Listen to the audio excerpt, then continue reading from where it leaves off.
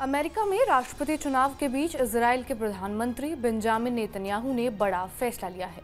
उन्होंने इजरायल के रक्षा मंत्री याव गैलेंट को हटा दिया है। गैलेंट को बर्खास्त करते हुए नेतन्याहू ने कहा कि जंग के समय उन्हें रक्षा मंत्री पर भरोसा नहीं है। गैलेंट ने पीएम को जवाब देते हुए कहा कि देश की सुरक्षा पहली प्राथमिकता है। गाजा में जारी युद्ध के दौरान नेतन्याहू और गैलेंट के बीच कई बार मतभेद सामने आए थे, लेकिन नेतन्याहू ने उन्हें बर्खास्त करने से परहेज किया।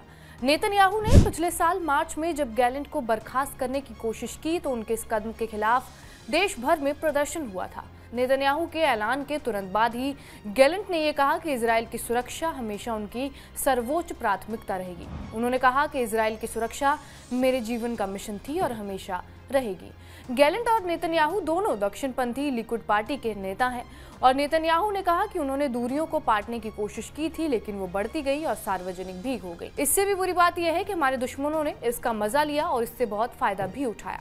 गैलेंट ने मध्य पूर्व में इजरायल के युद्ध के संबंध में असहमति जताई थी। गैलेंट ने कहा था कि युद्ध में क्लियर डायरेक्शन का अभाव है, जबकि नेतन्याहू ने यह दोहराया कि जब तक गाजा में हमास का सफाया नहीं हो जाता तब तक लड़ाई बंद नहीं हो सकती। नेतन्याहू ने यह फैसला अचानक से इस वजह से भी लिया है क्योंकि इंटेलिजेंस एजेंसियों ने उन्हें जानकारी दी थी कि अमेरिकी राष्ट्रपति चुनाव में कमला हैरिस जीत रही हैं और नेतन्याहू उनके आने से पहले सारे विरोधियों को हटाना चाहते हैं।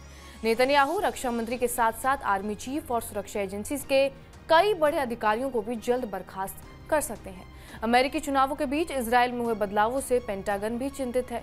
इसके परिणाम गंभीर हो सकते हैं, ऐसा पेंटागन का कहना है। गैलेंट की जगह विदेश मंत्री इजरायल के कार्ड्स लेंगे, जबकि बिना पोर्टफोलियो के मंत्री गिदोन सार विदेश मंत्रालय में कार्ड्स की जगह लेंगे। 2 साल से भी कम समय में ये दूसरी बार है जब नेतन्याहू ने गैलेंट को रक्षा मंत्री के पद से हटाया हो। मार्च 2023 में भी नेतन्याहू ने गैलेंट को पद से हटा दिया था। हालांकि कुछ महीनों बाद ही उनकी वापसी हो गई थी। उधर इजरायल का गाजा में एक्शन अभी भी जारी है। इजरायल द्वारा उत्तरी गाजा में किए गए हवाई हमले में कम से कम 20 लोगों की मौत हुई है, जिनमें ज्यादातर महिलाएं और बच्चे हैं।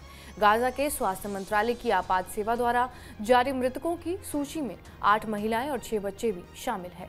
इजरायल करीब 1 महीने से बड़े पैमाने पर उत्तरी गाजा को निशाना बना रहा है और उसने बेत लहिया, नजदीकी शहर बेत हुनान और शहरी जाबलिया शरणार्थी शिविर को पूरी तरह से खाली करने का आदेश दिया है और पिछले 1 महीने से लगभग ना के बराबर मानवीय सहायता पहुंचाने की परमिशन दी है। बहरहाल आपका इस खबर पर क्या कुछ कहना है, हमें कमेंट बॉक्स में जरूर बताएं। बाकी देश और दुनिया की तमाम बड़ी खबरों के लिए बने रहिए हमारे साथ TV9 डिजिटल पर।